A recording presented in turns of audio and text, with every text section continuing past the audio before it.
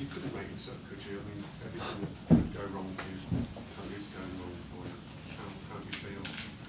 Yeah, it's really frustrating. It's incredibly challenging.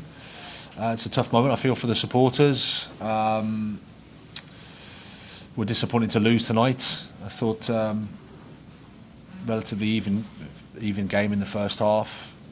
We had a couple of good chances. I think the basics we can do a little bit better in terms of our defending, in terms of our some of our football actions. But at the same time, we get back in the game, and then the red cards, like you say, it's where we're at the moment in terms of things that can happen to us. Obviously, losing Dennis beforehand as well. So we just adjusted with Georgie, and then Zhao, who was obviously having a fantastic impact on the game. You can see his quality. To lose him and then to lose him for 3 matches is just it's really disappointing. Any more?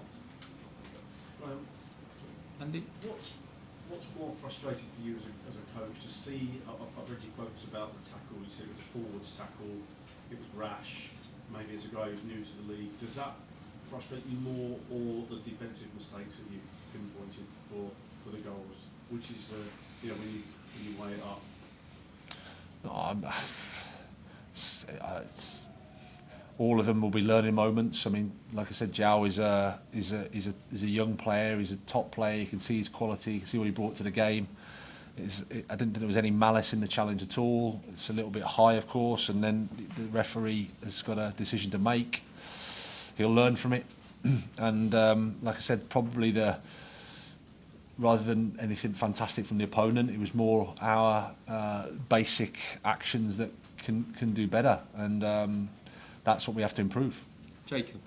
Graham, you were chasing a second equaliser at the end of it. You had strikers on the bench, didn't use them. What was the thinking there? Just because we're down to 10 men, you couldn't bring them on? No, we felt that we'd go to 4-4. We was a 5 before. We went to a 4-4-1. Keep Kai on because thought Kai was leading the line, winning challenges and duels, and then using Hakim and Carney to break from there and Connor to break from the central. You probably know you're going to get driven back a bit, so that was the thinking. Nizal. How hard is it to break the negative cycle? Because it almost feels like the red card was a sort of case of beating yourself. It's like an emotional act that sort of cost you. Is there like an emotional negativity that's sort of feeding into the team in these moments? I don't think it was an emotional one from Jard. It didn't feel that way to me. It was just a miscontrol maybe, and then just a football action that can happen, and the speed of the Premier League and the game of football at this level. Like I said, there was no malice. He didn't want to go and hurt anybody. He didn't lose his head. It was just what it was. So sometimes these things happen and they're against you, and you have to suffer. And believe you me, we are suffering at the moment. Matt Barlow. What's the early assessment going on the injury?